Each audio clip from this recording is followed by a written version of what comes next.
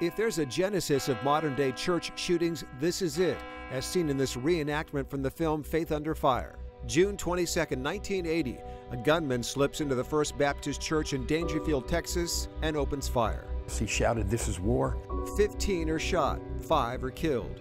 June 17, 2015, a lone gunman tucks a gun into his back waistband as he enters the Emanuel AME Church in Charleston, South Carolina, and opens fire.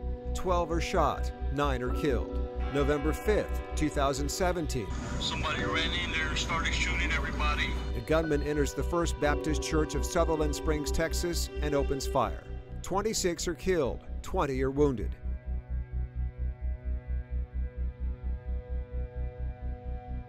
We take the air marshal approach to, we don't want the bad guys to know which ones we are. Once a month, volunteer security teams from 40 different Valley churches gather here at People's Church. I've had a talk with the LDS Church. I've had a talk with the Catholic churches. They network, they share threats, they train for everything from the mundane, like slips and falls, pull out your cell phone, take photographs, to writing proper incident reports, describe, describe, describe, specifics over generalities, to being prepared for the worst-case scenario. Personally, I wear a gun everywhere I go, so it's no different bringing it to church. Meet Jay Tracy. He's an arson investigator with the FRESNO Fire Department, and as a volunteer, he leads the security team at People's Church and these monthly base camp meetings as well. I asked him about the Sutherland Springs church shooting. It breaks my heart. It's, it's sad.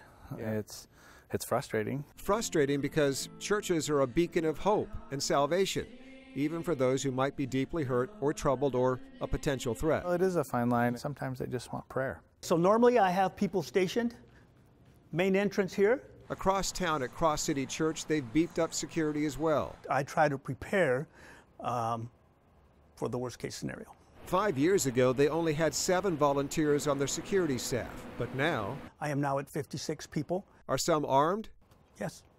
Increasingly, that's the norm. A few off-duty or retired law enforcement officials or highly qualified CCW personnel volunteer their time because... It's better to have and not need than to need and not have. That's really not a bad model for a security team to operate with. Meanwhile, in Bakersfield, Carl Chin with Faith-Based Security Network and Jimmy Meeks with Sheepdog Seminars out of Texas briefed South Valley churches on proper security. I've spoke in 43 states. I try to make churches more aware of the fact that it can happen there.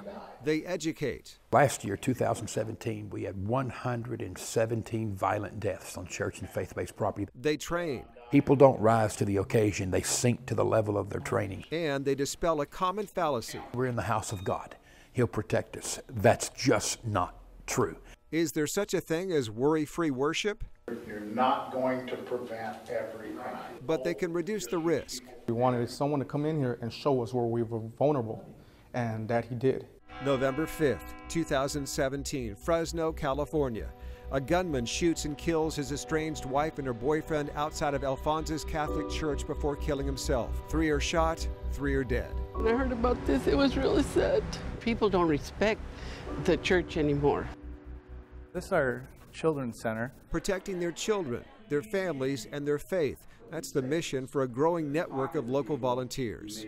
At North Park Community Church, we're dedicated to protecting. We are the sheepdogs. At Refinery Church, if something does happen, we have people in the right places to make the right decisions.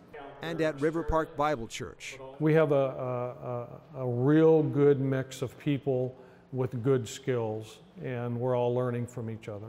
Our church is protected. But church leaders don't want the threat of violence to eclipse their message of hope and salvation. We don't want them setting up metal detectors. We don't want them patting down people.